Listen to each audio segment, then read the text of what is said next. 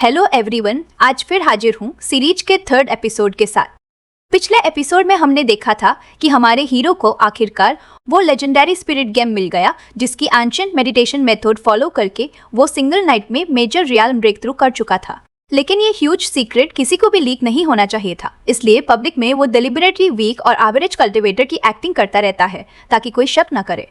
आज की story market area से शुरू होती है जहां जियान रोज की तरह अपनी डेली ग्रोसरीज और हेर्ब्स खरीदने आया हुआ है।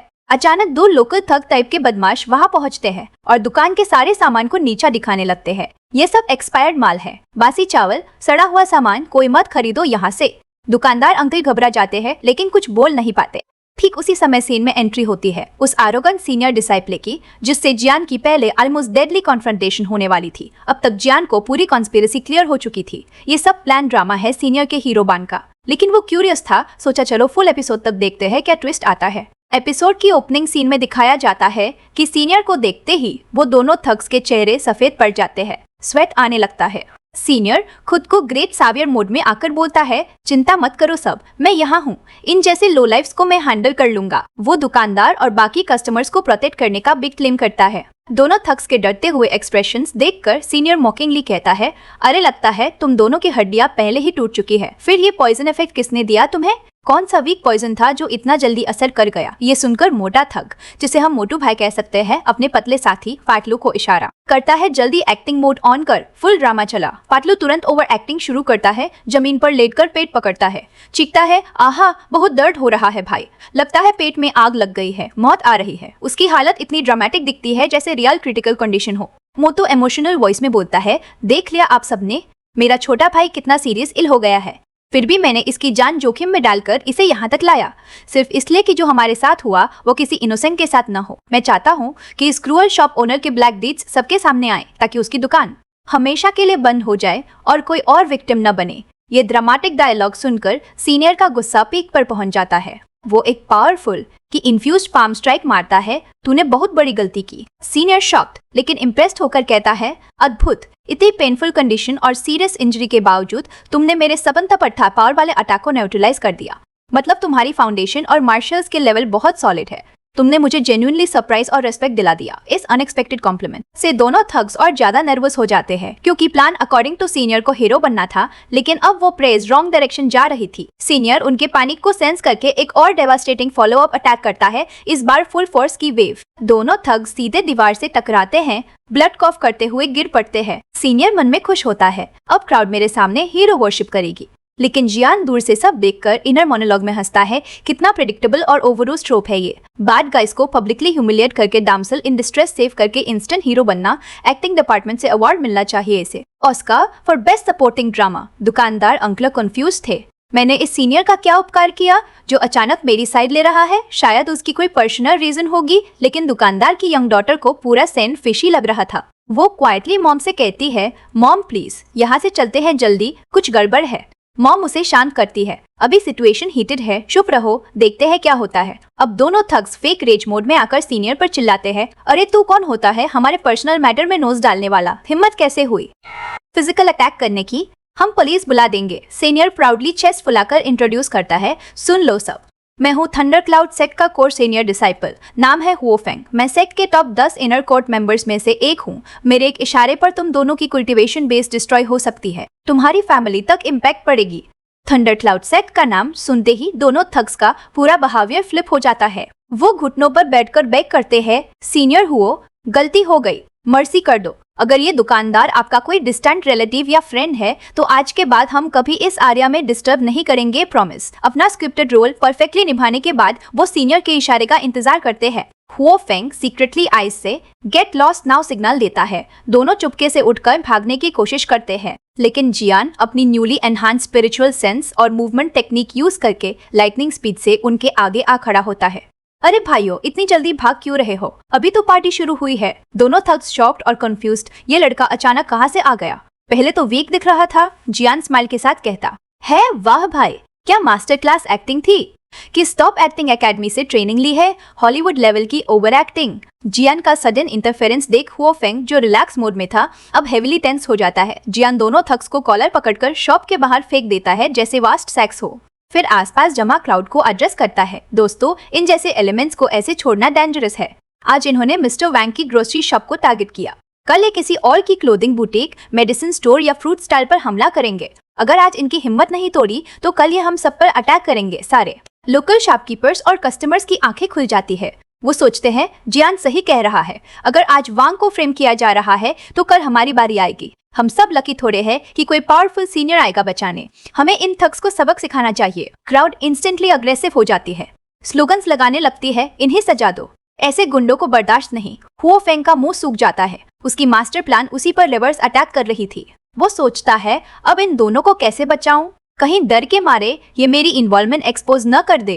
क्राउड दोनों थग्स को बोलने का मौका नहीं देती, उनके सिर पर कपड़े बांधकर, हाथ पैर बांधकर जमकर बीटिंग शुरू कर देती है।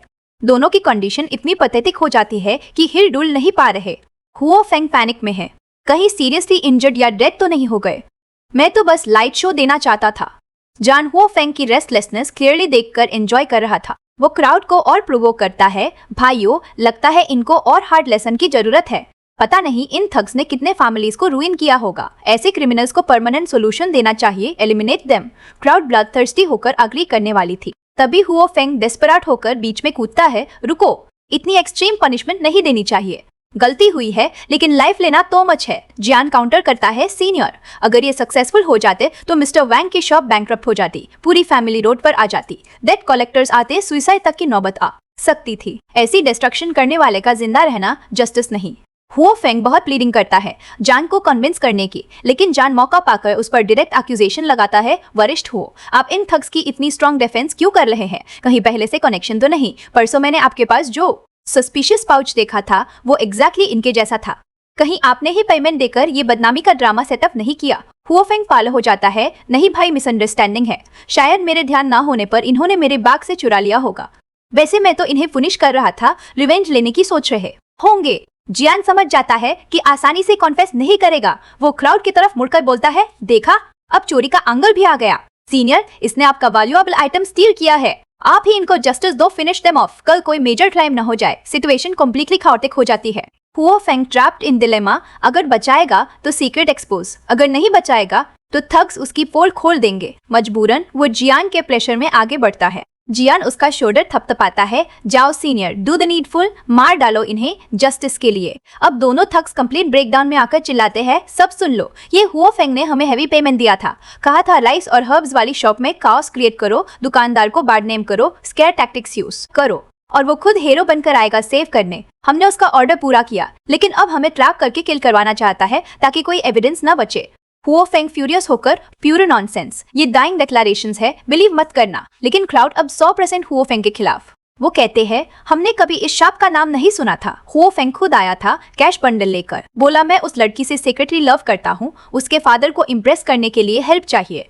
हमने वैसा ही किया, सीने क्रिएट किया, लेकिन अब बेट्रायल। दुकानदार की डॉटर सुनकर शॉक में आ जाती है, मेरे पापा का बिजनेस डिस्ट्रॉय होने वाला था, सब मेरे कारण। वो टीयर्स में आंखें झुकाती है। क्राउड पूरी तरह हुओ फेंग को विलाइन मान चुकी थी। हुओ फेंग डॉटर की डिस्गस्टेड लुक देखकर ब्रोकन हो जाता है। हुओ फेंग सब ब्लेम जियान पर डालता है, ये सब तेरी वजह से हुआ, तूने मेरी प्लान डिस्ट्रॉय कर दी, तेरा हिसाब अभी बाकी है, मैं तुझसे बादला लूंगा गिन गिन के। वो आंगली क्राउड से बचकर भाग जाता है। लोग कहते हैं कितना शेमलेस सीनियर। दुकानदार अंकल इमोशनल होकर जियान को ढेर सारी गिफ्ट्स, प्रीमियम राइस, रार herbs, fresh fruits, clothes offer करता है, लेकिन जियान पॉलिटिकली रिफ्यूज करता है। अंकल मैंने कुछ खास नहीं किया, वैसे मैं रिमोट माउंटेन पीक पर रहता हूँ, ज्यादातर चीजें खुद कल्टीवेट करता हूँ। दुकानदार की डॉटर दिल से थैंक यू कहती है, आइज में एडमिरेशन, जियान सच में बहुत बहुत शुक्रिया, आपने हमारी फैमिली बचाई। जियान शाय और ऑकवर्ड हो जाता है, अरे कोई बड़ी बात नहीं थी, आप लोग ओवर थिंकिंग कर रहे हैं। दुकानदार नोटिस करता है कि बेटी जियान को क्लियरली लाइक कर रही है, blushing, extra smile, carrying look. वो सीक्रेटली हैप्पी होता है।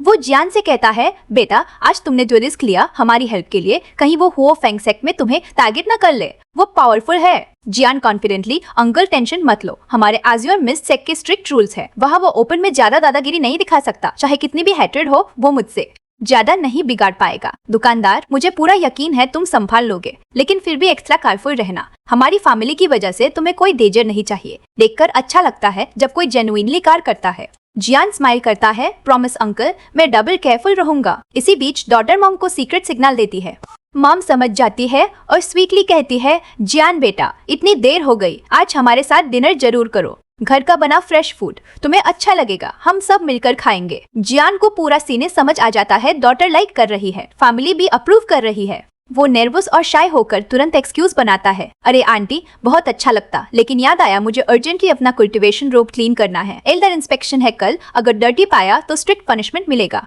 इसलिए मुझे अभी जाना होगा। वो जल्दी से बाहर निकलने लगता है, लेकिन डोर पर पहुंचते ही वो रुकता है क्योंकि डॉटर पीछे खड़ी थी, हाथ में प्रीमियम राइस साग पकड़े हुए।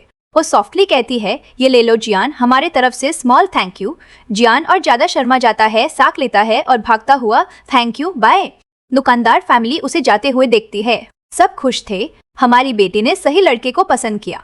जियान बहुत नोबल और स्ट्रांग है, शादी की बात आगे बढ़ानी चाहिए। वो क्वाइटली प्लानिंग शुरू कर देते हैं और इस तरह ये थ्रिलिंग एपिसोड खत्म होता है।